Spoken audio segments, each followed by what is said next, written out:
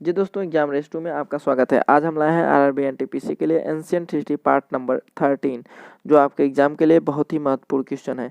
यदि अभी तक आपने हमारे चैनल को सब्सक्राइब नहीं किया तो सब्सक्राइब करिए, लाइक करिए, शेयर करिए और कमेंट करिए। बेल आइकन पे हिट करना ना भूलेगा ताकि नए नोटिफिकेशन आप तक पहले पहुंचे। जी दोस्तों, चलते हैं पहला क्वेश्चन। वर्धन वंश या पुष्यभूति वंश की स्थापना किसने की? जी दोस्तों, आपको बताना है थानेश्वर में वर्धन वंश या पुष्यभूति वंश की स्थापना किसने की? पहला राज्यवर्धन, दूसरा आदित्यवर्धन, तीसरा पुष्यभूतिवर्धन, तीसरा नरवर्धन। जी दोस्तों, आपको बताना है कि थानेश्वर में वर्धन वंश पुष्यभूति वंश की स्थापना किसने की? पहला राज्यवर्धन ने, दूसरा आदित्यवर्धन ने, तीसरा पुष्यभूतिवर्धन ने, चौथा नरवर्धन ने। तो इसका आंसर होगा पुष्यभूतिवर्धन ने। जी दोस्तों, पुष्यभूतिवर्धन ने थानेश्वर में वर्धन वंश की स्थापना की थी। नेक्स्ट क्वेश्चन, निम्नलिखित में वह अंतिम बौद्ध राजा कौन था जो संस्कृत का महान विद्वान और लेखक था? जी दोस्तों, आपको बताना है निम्नलिखित में वह अंतिम बौद्ध राजा कौन था जो संस्कृत का महान विद्वान और लेखक था? पहला कनिष्क, दूसरा अशोक, तीसरा बिंबिसार, चौथा हर्षवर्धन। जी दोस्तों, आपको बताना है कि निम्नलिखित में वह अंतिम बौद्ध राजा कौन था जो संस्कृत का महान विद्वान और लेखक था? पहला कनिष्क, दूसरा अशोक, तीसरा बिंबिसार, चौथा हर्षवर्धन। तो इसका आंसर होगा हर्षवर्धन। जी दोस्तों, हर्षवर्धन ऐसा बौद्ध राजा था जिसने जिसने संस्कृत का विद्वान और लेखक भी था। Next question, Harshacharita. जी दोस्तों, आपको बताना है हर्षचरित किसके द्वारा लिखी गई थी? जी दोस्तों, आपको बताना है कि हर्षचरित किसके द्वारा लिखी गई थी? पहला कालिदास, दूसरा बाणभट्ट, तीसरा वाल्मीकि, चौथा व्यास। जी दोस्तों, आपको बताना है कि हर्षचरित किसके द्वारा लिखी गई थी? कालिदास, बाणभट्ट, वाल्मीकि, व्यास। तो इसका आंसर होगा बाणभट्ट। जी दोस्तों, बाणभट्ट द्वारा हर्षचरित लिखी गई थी। नेक्स्ट क्वेश्चन, बंगाल का कौन सा शासक हर्ष के समकालीन था? जी दोस्तों, आपको बताना है कि बंगाल का कौन सा शासक हर्ष की हर्ष के समकालीन था? पहला शशांक, दूसरा ध्रुवसेन, तीसरा पुलकेशिन द्वितीय, चौथा भास्कर वर्मा। जी दोस्तों, आपको बताना है कि बंगाल का कौन सा शासक हर्ष का समकालीन था? शशांक, ध्रुवसेन, पुलकेशिन द्वितीय, भास्कर वर्मा। तो इसका आंसर होगा शशांक। जी दोस्तों, शशांक एक ऐसा राजा था जो उस समय बंगाल का शासक था और वह हर्ष के समकालीन था। नेक्स्ट क्वेश्चन, हर्षवर्धन के समय में कौन सा चीनी तीर्थयात्री भारत आया था? जी दोस्तों, आपको बताना है कि हर्षवर्धन के समय कौन सा चीनी तीर्थयात्री भारत आया था? पहला फाहियान, दूसरा इत्सिंग, तीसरा मेगास्थनीज, चौथा वेनसांग। जी दोस्तों, आपको बताना है हर्षवर्धन के शासनकाल में कौन सा चीनी यात्री भारत आया था? पहला फाहियान, दूसरा इत्सिंग, तीसरा मेगास्थनीज, चौथा हेनसांग। तो इसका आंसर होगा हेनसांग। जी दोस्तों, हेनसांग चीनी यात्री हर्षवर्धन के समय में भारत आया था। नेक्स्ट क्वेश्चन, गुप्त वंश के ह्रास के पश्चात उत्तर भारत में बड़े भाग का पुनर्गठन किसने किया? जी दोस्तों, आपको बताना है कि गुप्त वंश के ह्रास के बाद अर्थात गुप्त वंश के पतन के बाद पश्चात उत्तर भारत में बड़े भाग का पुनर्गठन किसने किया? पहला चालुक्य, दूसरा राजपूत, तीसरा हर्षवर्धन, चौथा शक। जी दोस्तों, आपको बताना है कि गुप्त वंश के ह्रास के पश्चात उत्तर भारत में बड़े भाग का पुनर्गठन किसने किया? पहला चालुक्य, दूसरा राजपूत, तीसरा हर्षवर्धन, चौथा शक। तो इसका आंसर होगा हर्षवर्धन। जी दोस्तों, हर्षवर्धन ने गुप्त वंश के ह्रास के पश्चात या गुप्त वंश के समाप्त होने के पश्चात उत्तर भारत में बड़े पैमाने पर पुनर्गठन किया था। नेक्स्ट क्वेश्चन, चालुक्य राजा पुलकेशिन द्वितीय। जी दोस्तों, चालुक्य राजा पुलकेशिन को किसने पराजित किया था? जी दोस्तों आपको बताना है कि चालुक्य राजा पुलकेशिन को किसने पराजित किया था? पहला महेंद्र वर्मन प्रथम ने, दूसरा नरसिंह वर्मन प्रथम ने, तीसरा परमेश्वर वर्मन प्रथम ने, चौथा परांतक प्रथम ने। जी दोस्तों आपको बताना है कि चालुक्य राजा पुलकेशिन को किसने पराजित किया था? पहला महेंद्र वर्मन प्रथम, दूसरा नरसिंह वर्मन प्रथम, तीसरा परमेश्वरमन प्रथम, चौथा परांतक प्रथम। तो इसका आंसर होगा नरसिंह वर्मन प्रथम। जी दोस्तों चालुक्य राजा पुलकेशिन को नरसिंह वर्मन ने पराजित किया था। नेक्स्ट क्वेश्चन, किस व्यक्ति को द्वितीय अशोक कहा गया? जी दोस्तों बहुत ही महत्वपूर्ण क्वेश्चन है। किस व्यक्ति को द्वितीय अशोक कहा जाता है? पहला समुद्रगुप्त, दूसरा चंद्रगुप्त मौर्य, तीसरा स्कंदगुप्त, चौथा हर्षवर्धन। जी दोस्तों आपको बताना है कि किस व्यक्ति को द्वितीय अशोक कहा जाता है? पहला समुद्रगुप्त, दूसरा चंद्रगुप्त, तीसरा स्कंदगुप्त, चौथा हर्षवर्धन। तो इसका आंसर होगा हर्षवर्धन। जी दोस्तों हर्षवर्धन को द्वितीय अशोक के नाम से जाना जाता है। नेक्स्ट क्वेश्चन, बाणभट्ट किस सम्राट के राज दरबारी कवि थे? जी दोस्तों आपको बताना है कि बाणभट्ट किस सम्राट के राज दरबारी कवि थे? पहला विक्रमादित्य, दूसरा कुमारगुप्त, तीसरा हर्षवर्धन, चौथा कनिष्क। जी दोस्तों आपको बताना है कि बाणभट्ट किस सम्राट के राज दरबारी कवि थे? पहला विक्रमादित्य, दूसरा कुमारगुप्त, तीसरा हर्षवर्धन, चौथा कनिष्क। तो इसका आंसर होगा हर्षवर्धन। जी दोस्तों बाणभट्ट हर्षवर्धन के राज दरबारी कवि थे। नेक्स्ट क्वेश्चन, चालुक्य शासक पुलकेशिन ने किस नदी के किनारे हर्षवर्धन को पराजित किया था? जी दोस्तों आपको बताना है कि चालुक्य शासक पुलकेशिन ने किस नदी के किनारे हर्षवर्धन को पराजित किया था?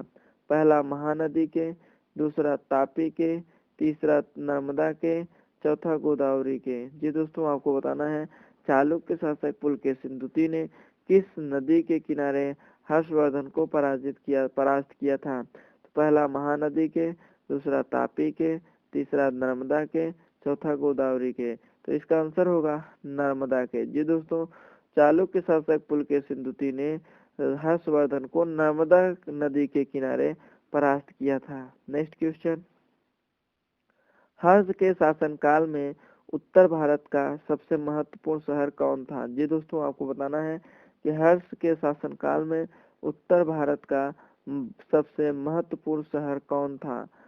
पहला पाटलिपुत्र, दूसरा उज्जैन, तीसरा कन्नौज, चौथा थानेश्वर। जी दोस्तों आपको बताना है कि हर्षवर्धन के शासनकाल में उत्तर भारत का सबसे महत्वपूर्ण शहर कौन था? पाटलिपुत्र, उज्जैन, कन्नौज, थानेश्वर। तो इसका आंसर होगा कन्नौज। जी दोस्तों कन्नौज उत्तर भारत का सबसे महत्वपूर्ण शहर था हर्षवर्धन के शासनकाल में।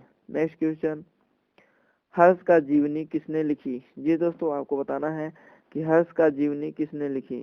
फिरदौसी ने, बाणभट्ट ने, वराहमिहिर ने, इनमें से कोई नहीं। जी दोस्तों आपको बताना है कि हर्षवर्धन की जीवनी किसने लिखी? फिरदौसी, बाणभट्ट, वराहमिहिर, इनमें से कोई नहीं। तो इसका आंसर होगा बाणभट्ट। जी दोस्तों बाणभट्ट ने हर्षवर्धन की जीवनी को लिखी। नेक्स्ट क्वेश्चन, हर्षवर्धन अपनी धार्मिक सभा कहाँ किया करता था? जी दोस्तों आपको बताना है कि हर्षवर्धन अपनी धार्मिक सभा कहाँ किया करता था? पहला मथुरा, दूसरा प्रयागराज, तीसरा वाराणसी, चौथा पेशावर। जी दोस्तों आपको बताना है कि हर्षवर्धन अपनी धार्मिक सभा कहाँ किया करता था? तो इसका आंसर होगा प्रयागराज। जी दोस्तों प्रयागराज में हर्षवर्धन अपनी धार्मिक सभा किया करता था। नेक्स्ट क्वेश्चन, ह्वेनसांग की भारत में यात्रा के समय सूती कपड़ों के उत्पादन के लिए सबसे प्रसिद्ध नगर कौन था? जी दोस्तों आपको बताना है ह्वेनसांग की भारत में यात्रा के समय सूती कपड़ों के उत्पादन के लिए सबसे प्रसिद्ध नगर कौन था? पहला वाराणसी, दूसरा मथुरा, तीसरा पाटलिपुत्र, चौथा कांची। जी दोस्तों, आपको बताना है कि ह्वेनसांग के भारत में यात्रा के समय सूती कपड़ों के उत्पादन के लिए सबसे प्रसिद्ध नगर कौन था? तो इसका आंसर होगा मथुरा। जी दोस्तों, मथुरा नगर था जब ह्वेनसांग भारत आया था तो सूती कपड़ों के लिए प्रसिद्ध था। नेक्स्ट क्वेश्चन, कवि बाणभट्ट निवासी था? जी दोस्तों, आपको बताना है कवि बाणभट्ट निवासी था। पहला पाटलिपुत्र का, दूसरा थानेश्वर का, तीसरा भोजपुर का, चौथा इनमें से कोई नहीं। ये दोस्तों, आपको बताना है कि कवि बाणभट्ट निवासी था। पहला पाटलिपुत्र, दूसरा थानेश्वर, तीसरा भोजपुर, चौथा इनमें से कोई नहीं। तो इसका आंसर होगा थानेश्वर। जी दोस्तों, कवि बाणभट्ट थानेश्वर का निवासी था। Next question, Naganand. नागानंद का रचनाकार कौन था? जी दोस्तों, आपको बताना है कि नागानंद का रचनाकार कौन था। पहला बाणभट्ट, दूसरा हर्षवर्धन, तीसरा भवभूति, चौथा भास। जी दोस्तों, आपको बताना है नागानंद का रचनाकार कौन था। तो इसका आंसर होगा हर्षवर्धन। जी दोस्तों, हर्षवर्धन नागानंद का रचनाकार था। नेक्स्ट क्वेश्चन, नागानंद रत्नावली एवं प्रियदर्शिका। जी दोस्तों, आपको बताना है कि नागानंद रत्नावली एवं प्रियदर्शिका नाटकों के नाटककार थे। पहला बाणभट्ट, दूसरा विशाखदत्त, तीसरा वात्स्यायन, चौथा हर्षवर्धन। जी दोस्तों, आपको बताना है कि नागानंद रत्नावली एवं प्रियदर्शिका नाटकों के नाटककार कौन थे? पहला बाणभट्ट, दूसरा विशाखदत्त, तीसरा वात्स्यायन, चौथा हर्षवर्धन। तो इसका आंसर होगा हर्षवर्धन। जी दोस्तों, हर्षवर्धन नागानंद रत्नावली एवं प्रियदर्शिका नाटक के नाटककार थे। नेक्स्ट क्वेश्चन, नर्मदा नदी पर सम्राट हर्ष के दक्षिणावर्ती अग्रगामन को रोका। नर्मदा नदी पर सम्राट हर्ष के दक्षिणावर्ती अग्रगामन को रोका। ये दोस्तों, आपको बताना है कि नर्मदा नदी पर सम्राट हर्षवर्धन दक्षिणावर्ती अग्रगामन को रोका। किसने रोका? पहला पुलकेशिन द्वितीय ने, दूसरा पहला पुलकेशिन प्रथम ने, दूसरा पुलकेशिन द्वितीय ने, तीसरा विक्रमादित्य प्रथम ने, चौथा विक्रमादित्य द्वितीय ने। जी दोस्तों, आपको बताना है कि नर्मदा नदी पर सम्राट हर्ष के दक्षिणावर्ती अग्रगामन को रोका। अग्रगामन मतलब दक्षिण की तरफ जो वो बढ़ रहे थे हर्ष, उसको कौन रोका था? जी दोस्तों, आपको बताना है। पहला है पुलकेशिन प्रथम, दूसरा है पुलकेशिन द्वितीय, तीसरा है विक्रमादित्य प्रथम ने, चौथा है विक्रमादित्य द्वितीय ने। तो इसका आंसर होगा पुलकेशिन द्वितीय ने। जी दोस्तों, हर्षवर्धन को पुलकेशिन द्वितीय ने नर्मदा नदी पर रोका। नेक्स्ट क्वेश्चन, सम्राट हर्षवर्धन ने 2 महान धार्मिक सम्मेलनों का आयोजन किया था। जी दोस्तों, आपको बताना है कि सम्राट हर्षवर्धन ने 2 महान धार्मिक सम्मेलनों का आयोजन किया था। पहला कन्नौज व प्रयाग में, दूसरा प्रयाग व थानेश्वर में, तीसरा थानेश्वर व वल्लभी में, चौथा वल्लभी व प्रयाग में। जी दोस्तों, आपको बताना है कि हर्षवर्धन ने 2 महान धार्मिक सम्मेलनों का आयोजन कहाँ किया था। पहला है कन्नौज व प्रयाग में, दूसरा है प्रयाग या थानेश्वर में, तीसरा है थानेश्वर व वल्लभी में, चौथा है वल्लभी व प्रयाग में। तो इसका आंसर होगा कन्नौज व प्रयाग में। जी दोस्तों, सम्राट हर्षवर्धन ने कन्नौज और प्रयाग में महान धार्मिक सम्मेलनों का आयोजन किया था। नेक्स्ट क्वेश्चन, गुर्जरों को किस शासक ने पराजित किया? जी दोस्तों, आपको बताना है कि गुर्जरों को किस शासक ने पराजित किया। पहला प्रभाकर वर्धन ने, दूसरा राज्यवर्धन ने, तीसरा हर्षवर्धन ने, चौथा शशांक ने। जी दोस्तों, आपको बताना है गुर्जरों को किस शासक ने पराजित किया। पहला प्रभाकर वर्धन ने, दूसरा राज्यवर्धन ने, तीसरा हर्षवर्धन ने, चौथा शशांक ने।